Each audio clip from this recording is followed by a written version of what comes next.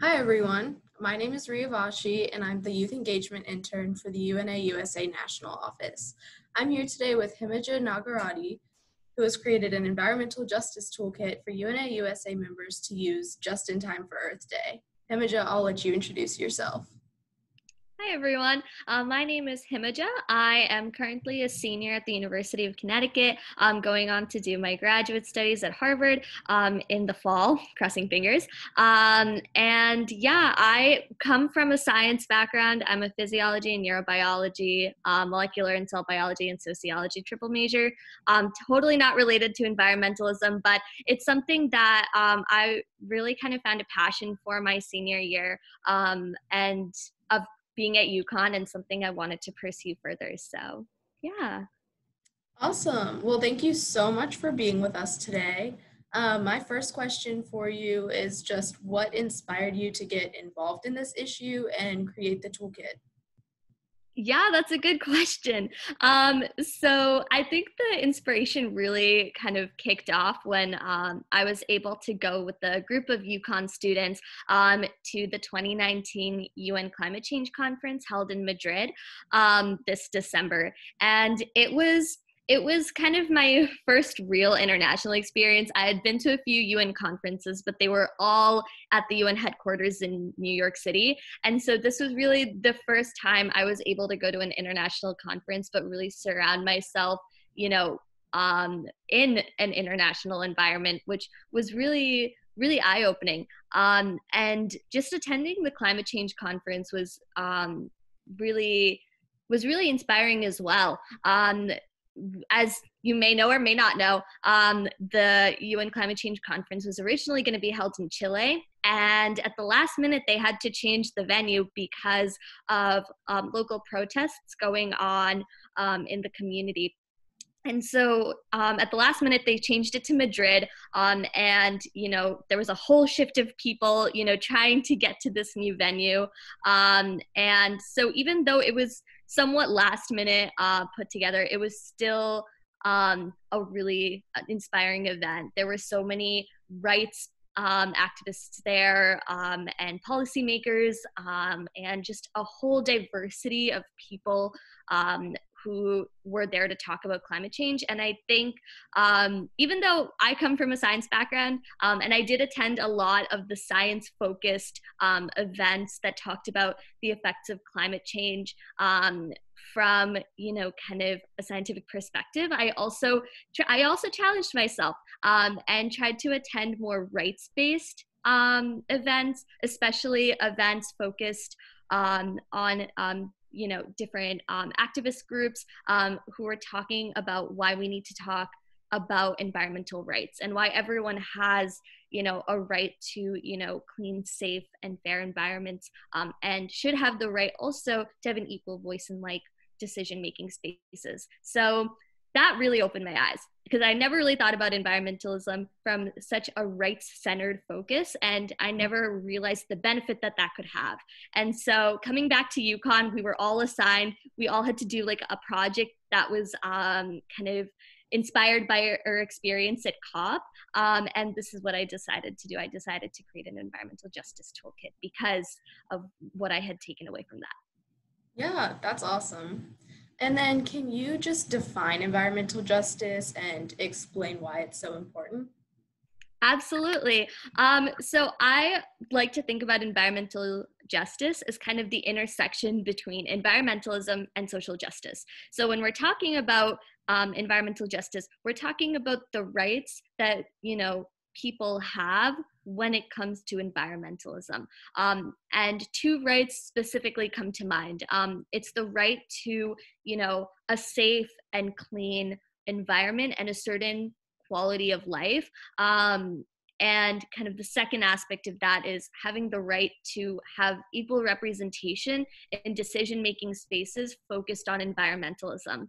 And I strongly believe that, we see environmental injustices in both these fields, and they have long-term perpetuating consequences. So, if people aren't aren't having their rights recognized for like clean and safe environments, that's something that perpetuates for generations on, because the environment is something that needs to be taken care of, and when it's not taken care of, it perpetuates. That environment may not recover for hundreds of years, and as a result, the people living in that environment have to bear the consequences of that for generations.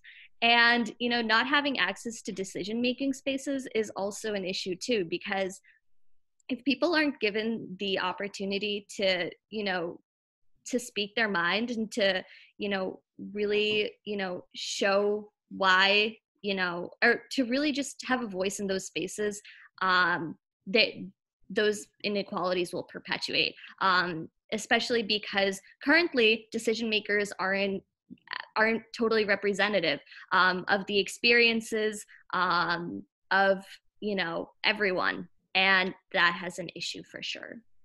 Right, definitely. So you have some really great case studies in your toolkit. I was wondering if you would just mind kind of giving us an overview of some of them. Yeah, absolutely. So for this, actually, I am going to share my screen. So we'll do that. All right.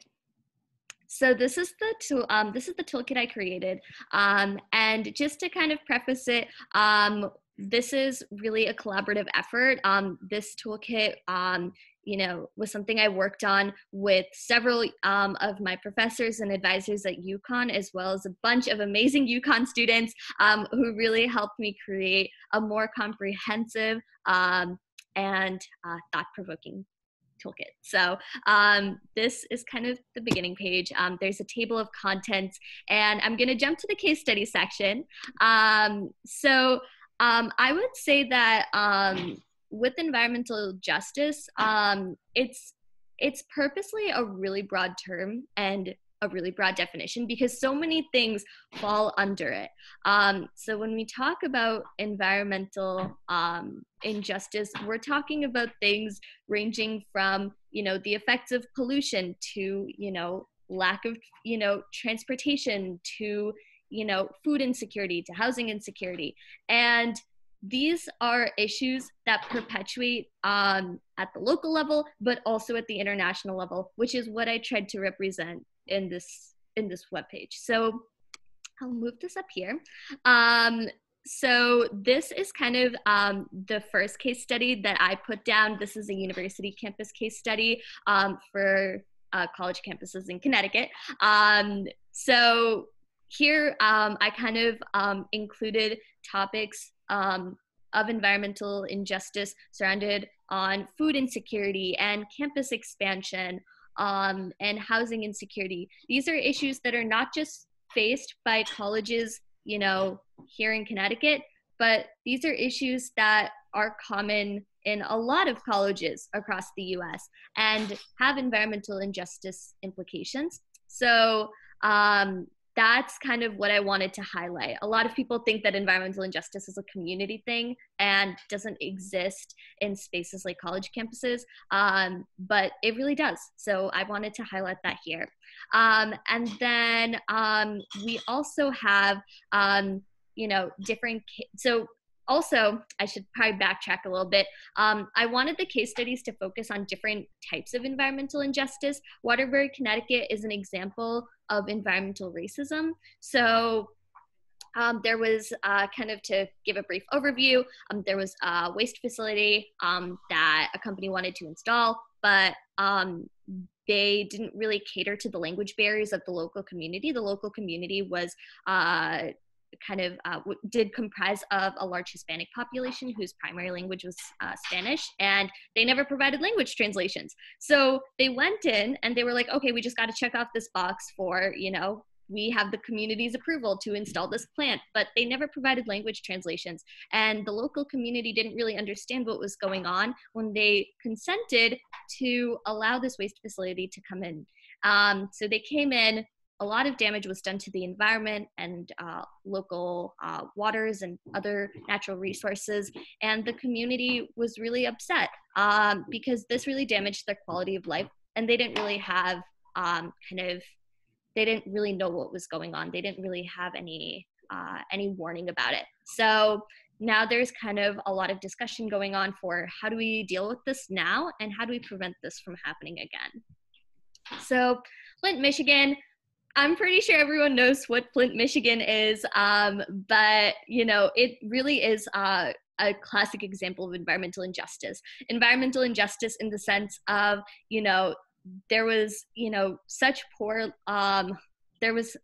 community communication. There was a lack of transparency when residents were complaining that, their water was tainted and this was having health consequences. No one really listened to them. No one took them seriously. And this could have been for a variety of reasons. And as a result, this falls under environmental racism because the community mainly comprised of a poverty-afflicted and Black majority of Black majority populations. That could have had an impact on it, and there's a lot of study going on as to whether that was kind of a contributing factor. And just in general, water is something that's a human right. I believe it's one of the Sustainable Development Goals, and something that just wasn't provided for these residents. So that was another case I wanted to highlight.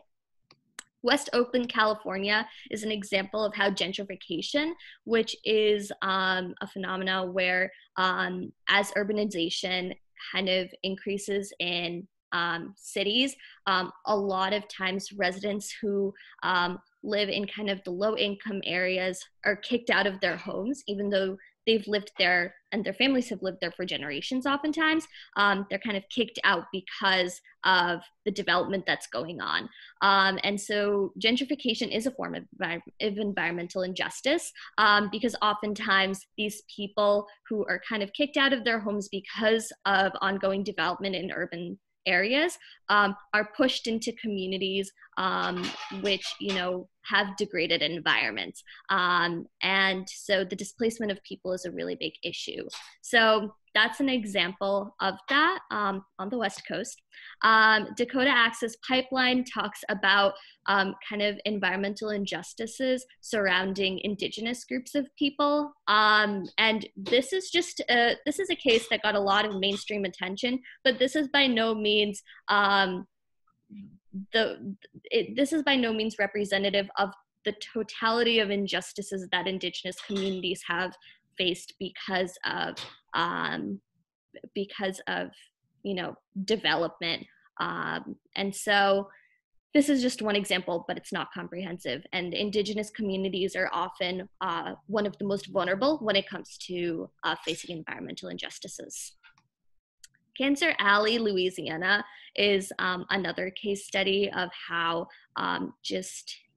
refineries and plants put in local communities, especially in low-income communities, can have wide-ranging health effects for generations to come.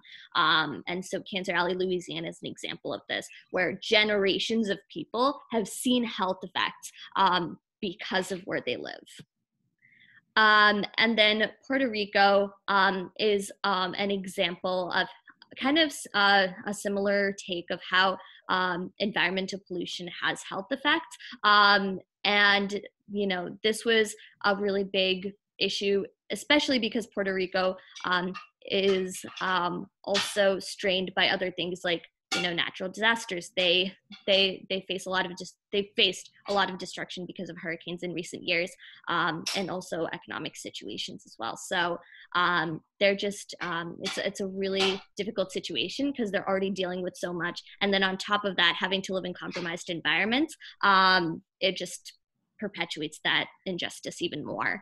And then last but not least, Pacific Island nations is something I wanted to talk about. So as I kind of walked through the case studies, they focused from more like local examples to more international examples, and the Pacific Island nations are one of the most well-known international examples of environmental injustice. Their land is disappearing right in front of their eyes because of climate change, but they don't have much of a say in international discussions regarding climate change, even though they're at most risk of it. And, their indigenous communities suffer profoundly because of their loss of home. So it's just kind of one of the most well-known examples of climate injustice. And yeah, here's just a few more links for additional environmental injustice incidences, which you can use to kind of pinpoint local examples, but also international examples as well. Yeah, thank you so much. Those are all so fascinating. So we've looked at environmental justice on a local level and a national level. Zooming back out, how does this connect to the broader Sustainable Development Goals and the UN's work? Absolutely. It has tons of implications. So at UNA USA, we look at the Sustainable Development Goals as a framework for change, not only at the global level, but at the local level as well, because they really touch upon so many important aspects of human life. And so with these cases, like, that's exactly what we're talking about. We're talking about, protecting the Sustainable Development Goals, whether it's talking about clean water or, right to good health and well-being, food insecurity. These are all part of the UN Sustainable Development Goals, and oftentimes environmental injustices will involve one, if not more, of these Sustainable Development Goals. And that's something I put in the toolkit as well, just to kind of highlight that even further. So all of these goals you see here, all these 17 Sustainable Development Goals, they are so interconnected and are so relevant to environmental injustice. Even though it may seem that, climate action is probably the most related to climate injustice, or, clean water and sanitation is probably important, but maybe not much reduced inequalities. Well, that's not necessarily true, because environmental injustice really touches upon all of these. When we're talking about, for example, reduced inequalities, we're talking about how, certain groups of people are disproportionately more affected by environmental injustices than others. So honestly, all of these really do apply. And I think that thinking about environmental injustice through the lens of the 17 Sustainable Development Goals definitely helps, because it really solidifies the message that environmental injustice is relevant, and it really has implications across all sectors. Most definitely.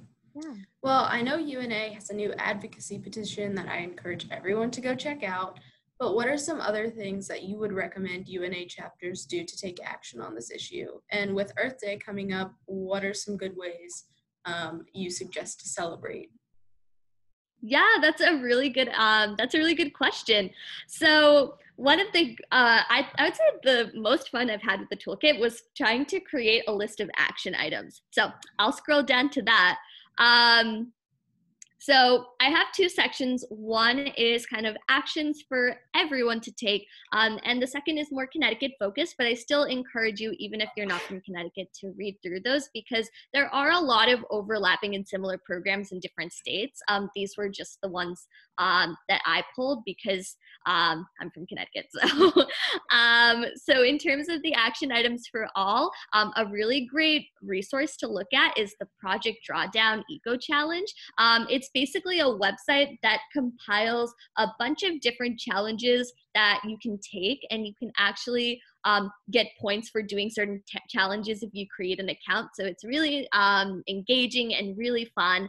So that's the Project Drawdown Challenge. And there's also a lot of great organizations to kind of look at. We have organizations like the League of Conservation Voters or the Indigenous Environmental Network that you can sign up to receive email updates from, and they'll have great opportunities for you to get more involved with.